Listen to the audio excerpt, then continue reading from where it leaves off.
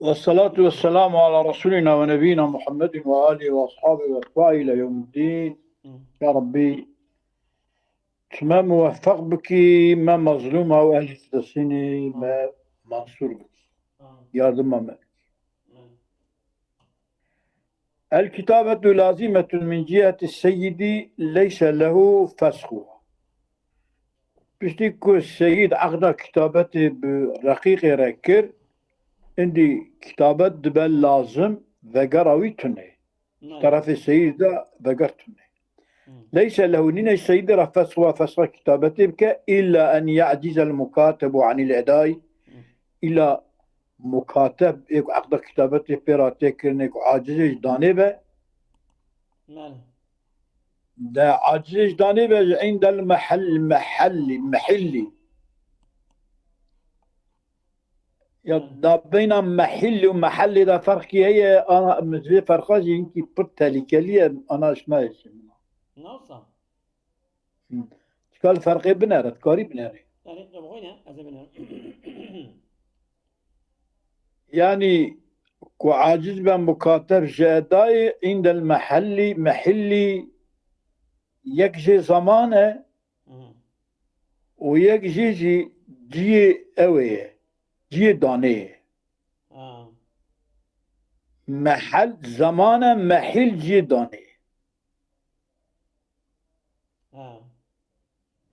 عند المحل يختار زمان دانه عاجز به يا عند المحل يجيك أولي بدأ عاجز جوي دري نقال ودري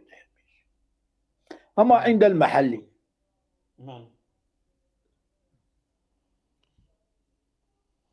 إذا عاجز اللي نجميها تقسيتاوي وبعدها هنجي تقسيت هنك دايا هنك كارب ده هنك نكارب دفي دورمدا فلسيدي الفسخ في ذلك فسخ وقت نقاي تقسيتي غبدي أم مكاتبكم ترى كرياس فسخ وفيما إذا امتنع من الأداء مع القدرة عليه كما في الروضة كأصلها دو وقتك ممتنع ببا جداين مكاتب وقدرته لسر داين هي وكيد الروضة أصل الروضة دا ويقاضي جسا السيد كاره فسخ سيدا المحل بفتح الحاء الموضع الذي يحل فيه يأتي اسم مصدر ومصدرا والفعل حل بالمكان يحل أي نزل والمحل بالكسر الحاء زمان الوجوب أو مكانه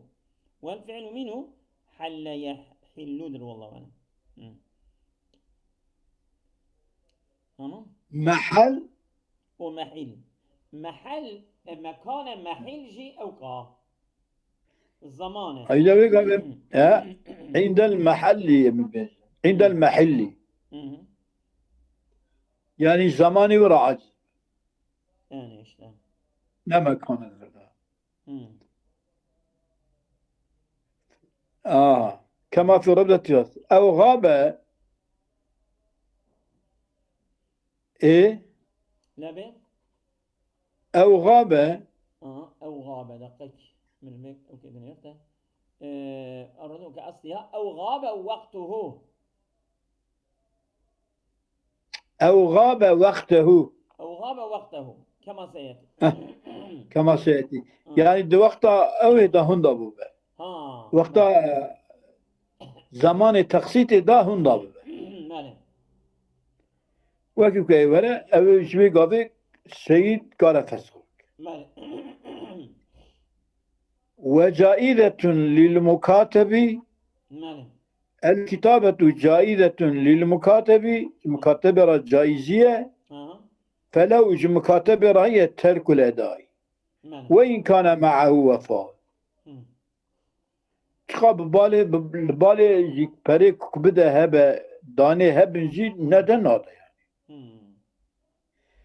فإذا عجز نفسه اختركوا عاجز خبك فقال أنا عاجز عن كتابتي العاجز استخصيتهما ومع ترك الأداء والندى فلسيدي الصبر عليه هو الفسخ الصبر عليه والفسخ والفسخ. للكتابة فسخ بنفسه. الفسخ للكتابة بنفسه بله. وإن شاء بخذ بالحاكم مالك. وليس على الفور، يعني فسخ مع عجلة مالك. كينجي بخذ مالك. يعني فكي هنجي تشتاكو مثلا مر بلا قبول نكم دعوة نكش دسي مرد تيابيا نوشي مالك على الفوري هنا أو كي الشرعي هنا بله. وللمالكي مكاتب الفسخ لها أيضا، سواء السيد كاربو فسخ كتابة كم مالك شكار مكاتب شكار في الأصح. والثاني الصح قرشي قال لا ضرر علي في بقايا. لا ضرر لا ضرر علي في بقايا. بقاء كتابة لسري زارة يتنى فسخناك نقرأ فسخ. فسخ نكش زرارة يتنى تكارة فسخ نكش وما كي يبقى دينا يبدأ مالك. ولو استمهل المكاتب السيد عند حلول النجم، اگر طلبان مهلت بك مكاتب السيد وقت حاضر بنا تقسيته استحب له إمهاله. سنة السيد را مهلت بدي. فإن أمهل السيد مهلت دا ثم أراد الفسخ لسبب مما تقدم، جبو سببك وما يكون درباس كنا ناده تبي كل بال مال هي يجي ناده تخسيته خو ناده يا خو هنداتك خو بدشيك فلو السيد رأي ذلك فسخ وإن كان معه عروض أمهله لزوما. أجا كل باب مكاتبة مال هي فلتنا مال هي أمهله مال مالت يبدأ مكاتبة لزوما بواجبي كما اللي يبيع عاجبك مالي خبطه. فإن عرض كساد فلو أن لا يزيد في المهلة على 3 أيام. اگر مثلا جانا وكي بورصة قرد بو قد كذا دوي أنا دا عرض كساد كتن شيكو جعرود را فلا السيد را هي أن لا يزيد على المهلة في المهلة على 3 أيام. سير جزيلة المهلة نبي كما في الروضة كاصية نقلة عن البغوي. نقلة البغوي كنت لا يلزم لازم السيد النينة أكثر منها بيتري السرجة لازم منينكم مهلة. وسكت على ذلك سرجاجي سكنين، يعني بغوي وروضة سكنين مالك سكينة يعني زيادة نقول نكو قراء زيادة إلا بسكن مالك. وإن كان ماله غائبا، تمام مال مكاتبة غائبة أمهله إلى الإحضار حتى حاضر.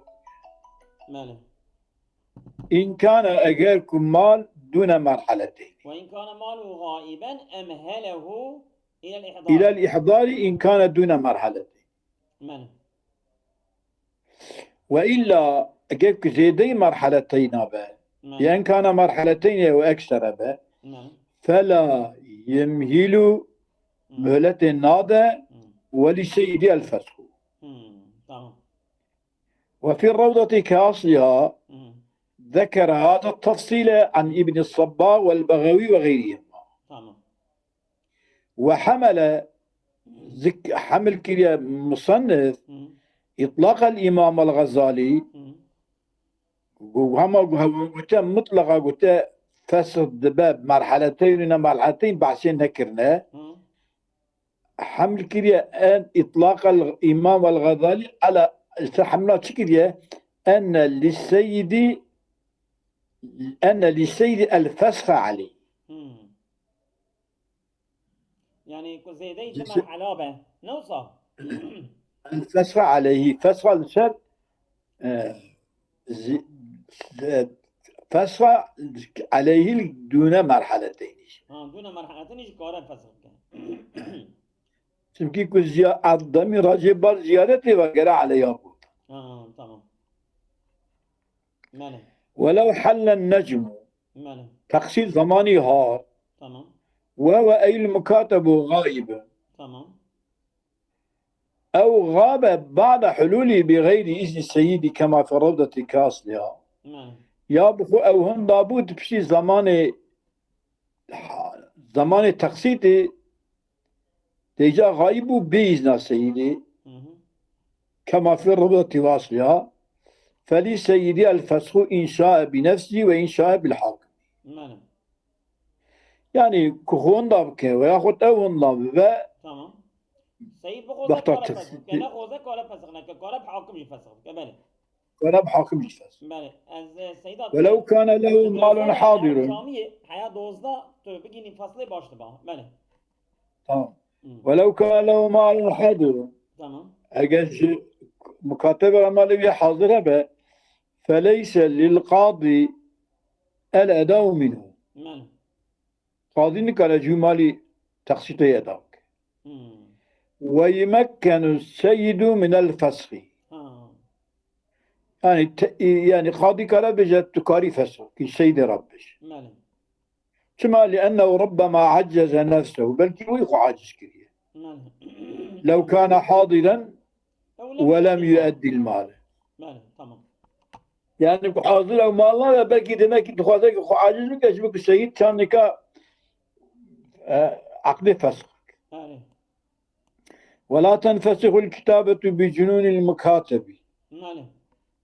مكاتب دين بيا أو عقد كتابة فسخنا بله ويؤدي القاضي عنه بله القاضي يجبر بعد بله وإن وجد له مالا بله مالي قاضي مالك يبلمش بك قال الغزالي زيادة على الجمهور زيادة سر الجمهور الغزالي في قلت ورأى له مصلحة في الحرية ومصلحتك يود حريته بنا وإن أو يا شبكة كارا وإن وجد له مالا كارا أداب كان وشابه يعني أو أي أو وصلية يؤدي سانكي وأني وصلية ولا تنفسخ يعني ويؤدي المكاتب ويؤدي ويؤدي القاضي قاضي إن وجد عنه له مالا وإن قال جوابتنا بها إن وجد له مالا إيه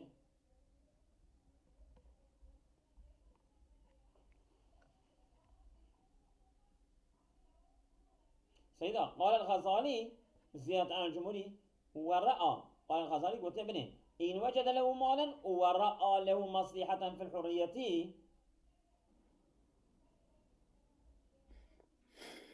ولا تنفسخ المكاتب وإن وجد له مالا بني تمام تمام وإن ولد بني سيدا ولا تنفسخ بجنون المكاتب يعني هيك من بساكن صبر بك كلامك بدبي أو واو لبيتن أو واو يانش نوصل تمام İbari minaj inlerim karşımda vav tetun. إيه هايدي بني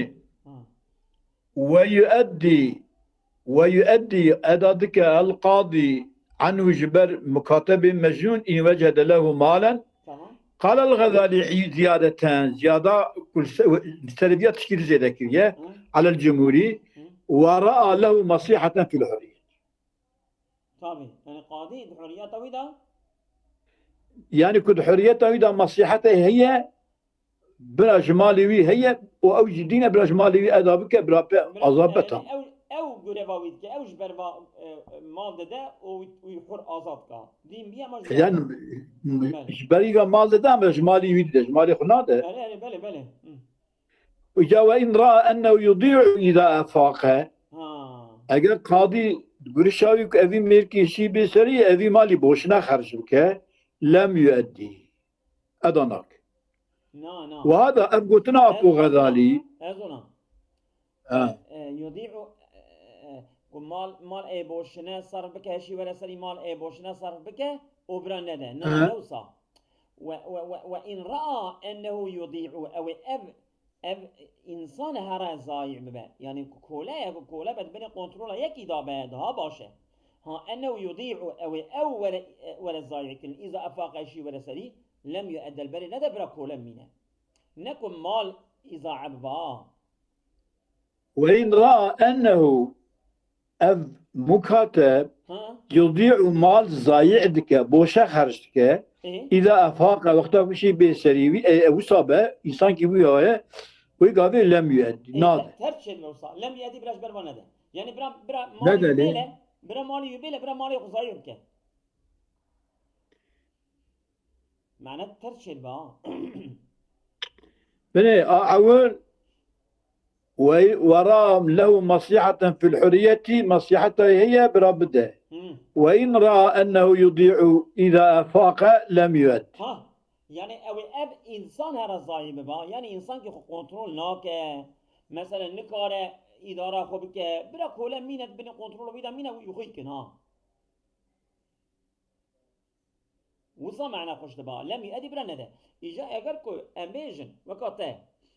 اگر انسان که شی ولا سری مال غذایی بکه برا حکمش بروا نده یعنی برا مالی بمینه برا مال غذایی بکه ایکا اوسا ترسه مصلحة إبيا وإن وجد له مالا قال غزالي ورأى مصلحة له في الحرية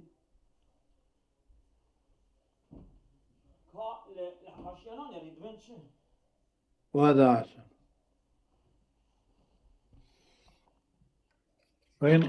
وإن دبكي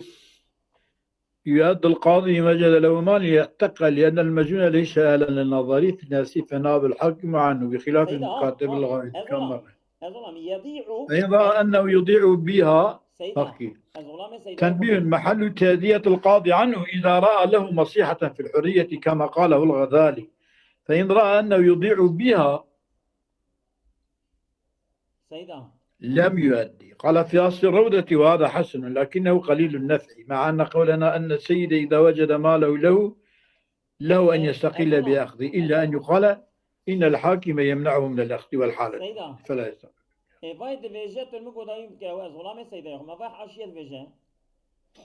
يضيع أي يفسد حاله تبي شيء؟ يضيع يعني يفسد حاله أي حاله يعرف فساده تمام فكي تمام وهذا أحسن وإن لم يجد له مالا مكن سيد من الفسخ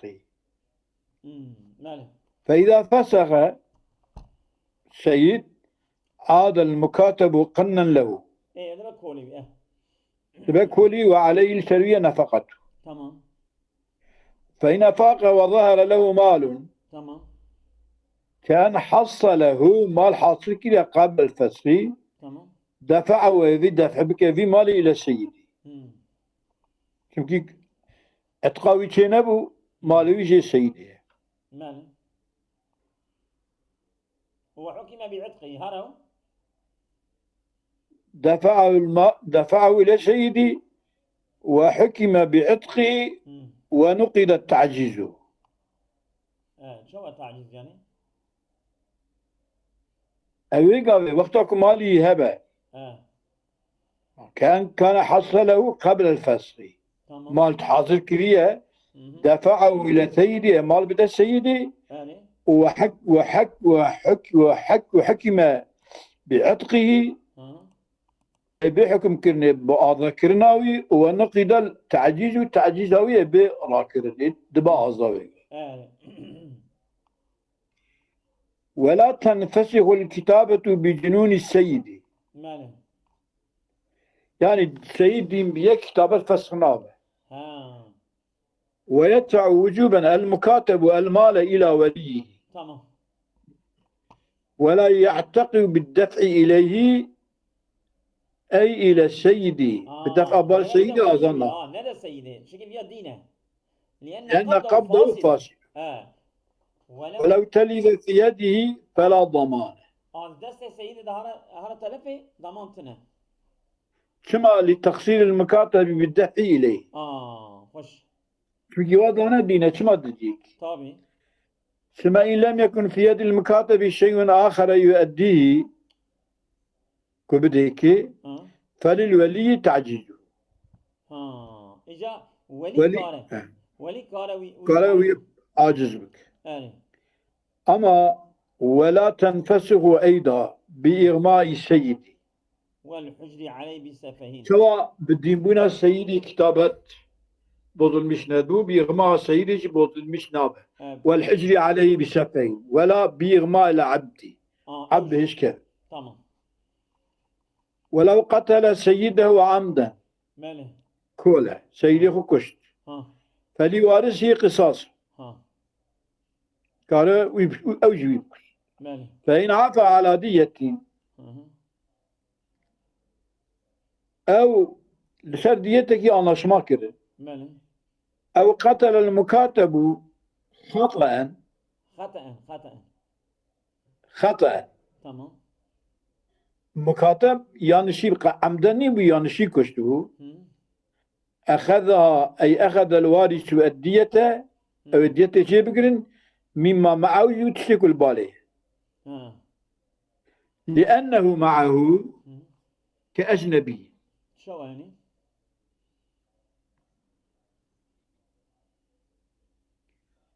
ذلك فإن عفى أو قتل المكاتب خطأ ما وقف كشتن تنيه إيه أخذها أي أخذ الوارث الدية تمام أو الدية بقرة هم. ما وراء هم. مما معه هم. مع كيه فإن عفى على دية أو قتل خطأ أخذها دية مما معه جوي مالك الجمع مكاتبة ها جوي مالي دية بقرة لأنه أولي دية معه بقرة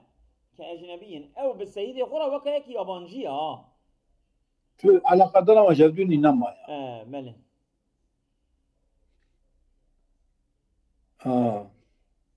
وفي قول لأنه معه كأجنبي ماله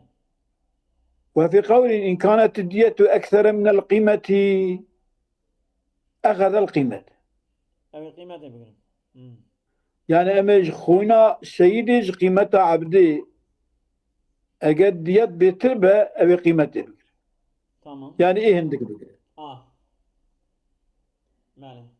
فإن لم يكن معه ما يفي بما ذكر ماله يعني هي مالها ما تام بقاني قيمة عبده هي نجي بقاني ديته هي فللوارث تعجيزه في الأصح ماله قالوا التعجيز بك وتنكاري بدت كولا تمام وأبد مال جيمه ماله والثاني قولي دي المنع منع التعجيز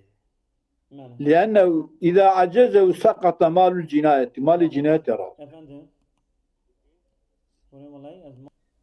بما ذكر فله أي الوارث تعجيزه الوارث تعجيزه في الأصح في الأصح والثاني المنع كما لأنه إذا عجزه سقط مال الجناية مال الجناية سقط دمه كما لأن السيد لا يثبت له السيد على عبده دين مرام سبب فلا فائدة للتعجيز ودفع هذه قولا بأنه يستفيد به بالتعجيز الرد إلى الرق المحض تبقى كل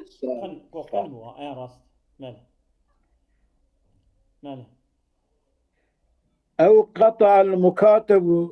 طرف السيد أي السيد فاختصاصه وديته للطرف يا قصاصيات يجي خونوي خونج بالطرف كما سبق في قتل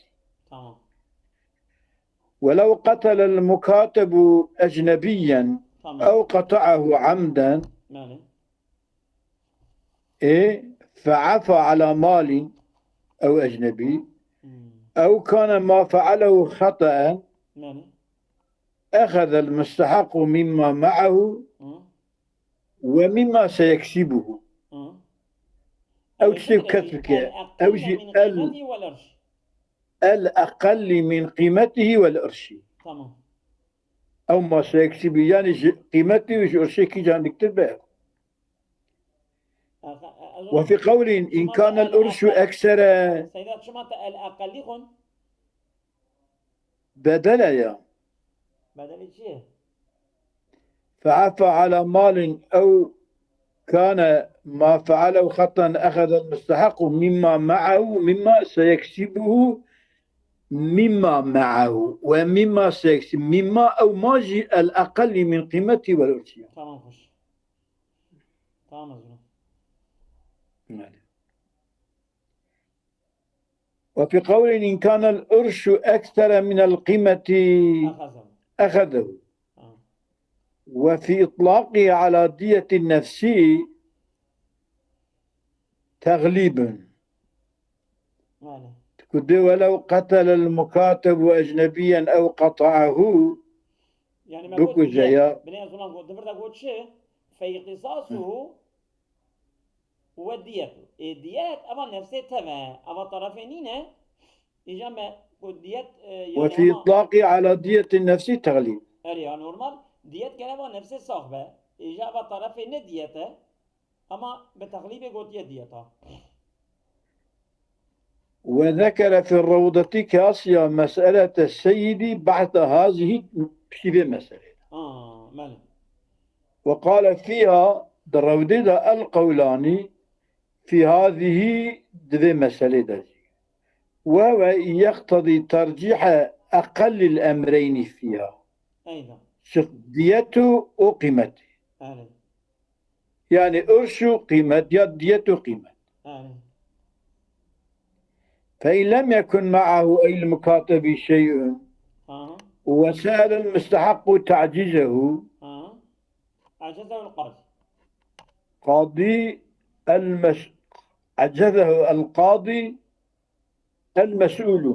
المسؤولة إيه يا للمسؤولية نعم المسؤولة عجزه القاضي فإن لم يكن معه أي المكاتب شيء وسأل المستحق تعجيزه عجزه القاضي المسؤول قاضي جيت سؤال كن بيعجزك تمام وبيع منه أي بفروتانجي بقدر الأرشي إن زادت قيمته عليه الأرشي مال وإلا أجاز هدنا بفكله اتبع مال فإن بقي منه شيء بقيت فيه الكتابة تشكي تلاب منها كتابة دمينة فإذا أدى حصته من النجوم ارتخى طبعا أضد به وللسيد فداه إبقاؤه مكاتبة ماله السيد راهي الدوساوي دابده ومكاتب ولا رقبيله ماله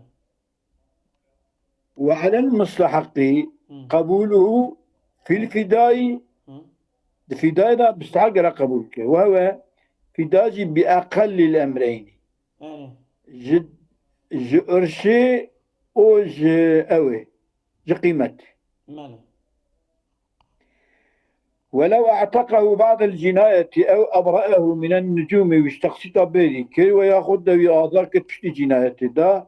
اتقى آزاد به ولزمه الفداء فداء جنايته قربته لأنه فوت حق المجني عليه إيك جنار سريعته كرنا حقيوي فوتان ديه قرى حقيبت كما لو قتله شايب كذا حقيقة كذا حقيقة ولو قتل المكاتب بطلت كتابته ومات رخيصا إذا مكاتب بكشتني كتابته بطل دبا كولا ولا نقد مرأة لفوات محل كتابته فوت ولسيدين قصاص على قاتله العامد ولسيده هي هات هنا وين هي شو ولسيده سيدي مكاتب قصاص على قاتله العامد تمام المكافئ له اكو دنجي به وإلا أجا قتل عم نبدو يا كفاية النباء فالقيمة أي فالقيمة له كما لبقائه على ملك. ماله ماله ولو قتله فليس عليه إلا الكفارة. وأجيك سيري جايب كجا هم؟ مال بدا كي كسكي مال بدتنا أو كفارة تبي ولو أو قتله كفارة كيف بدا. كشه ولو قتله كيف كشه ولو قتل أجاب كجا سيد هو عبده إيه بنبري بدرباس كرشكو مكاتبة بكجا ها فليس عليه لسان سيدنا إلا الكفارة. صدق كفارة قتلك ما بدا. بري ضوء ويشحقه بله كفارة قتل زاني شو كفارة قتل أو سيما يا عبدك أعصابك يا أو دمها السلام روجي بقرأ و ياجي أو شيء صحاب مسكين تير بك نعم يا تنة نصا نعم تنة ماله لو ما ساكن ماله زنا هذه عندك تمام. مبرق قدر ميواني من هنا كلام كزنا قاله في المحرر ماله ويستقل المكاتب بكل تصرف لا تبرع فيه. ماله مستقل مكاتب بهر تصرفه كتلا بدواتي تنة ولا خطر تاريكتي تنة ماله كالبيع والشراء والإجارة ماله وكيف. ماله وإلا أجب تاريكة ذهب يا تبرع ذهب فلا. أي وما في تبرع كالصدقة والهبة أو خطر كالبيع نسيئة فروتنا بدين والقرض دين دين فلا يستقبل بمعنى نمستقل لأنه قال هذا نشاء ماله في آذان بيه. ماله ويصح بإذن سيده في الأزهر بإذن سيده كرمان شاك تمام لأن الحق لا يعدوهم حق شبيه سيدي ضربصناك ماله أو يجيز مذكر. ماله وثاني قول دي نظر أنه يفوت غرض العتق نظر وانت إلى أو إلى الوتن نظر إلى أنه والثاني قول دي تمام نظر أزهر قاسي. إلى أنه والثاني نظر إلى أنه يفوت حق غرض العتق ها بدوات ضاين بدين فروطان صدقة كرن غرض عتقي فوتين وتنكر تمام ولو سيد إذن بدا جنكر. ماله ولو اشترى من يعتق على سيده صح. ماله يعني مكاتب رابو بابي سيدي خكري دبه والملك فيه للمكاتب ويادا جي ملك ايه مكاتبه ماله فإن عجز وصار لسيدي عتق عليه. ماله اگر کنه کار تقسیطه خو بده و بوج سیدی خورا کلما اوی گاوی اوی کو کریه لسر سیدی آزاد به و آزاد. شو يعني يا طال شنو نبغى Şimdi kızım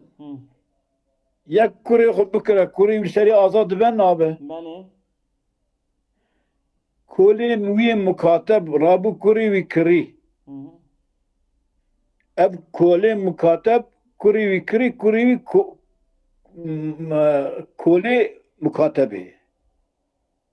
çünkü mukateb müstakil neyse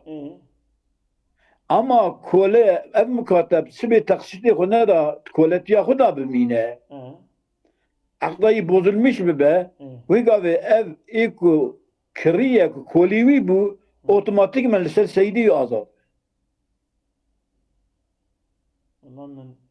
tam فرنا وافكتلو شو ما تشيبو شو تشيبو Bakı feyin bine bir ibaret koyun. ولو اشترى ev mukateb kri men ya'tiqu ala seyyidihi kure seyyidi khu kola bu kuri vi kri. خوش تشيبو تمام ايه صح tamam. Saha dübe vel milku fi lil mukateb. tamam rasta اول شيء tamam فإن عجز إذا أجيك أب مكاتب عاجز بنكر بتخصيص خبده tamam وصار لسيدي وصار لسيدي وبو para سيدي خو يعني أظن bu كلما أتيق عليه أبي أو كل شيء أزاد أبي صبي وياكو مكاتب قريبه أو آزاد به بله أو من يعتق عليه لم يصح بلا إذن. ياخذ بكرة يكي مثل هرب بابي كله هرب بابي خو بكرة بكاتب بإذن سيدي خو نكاره.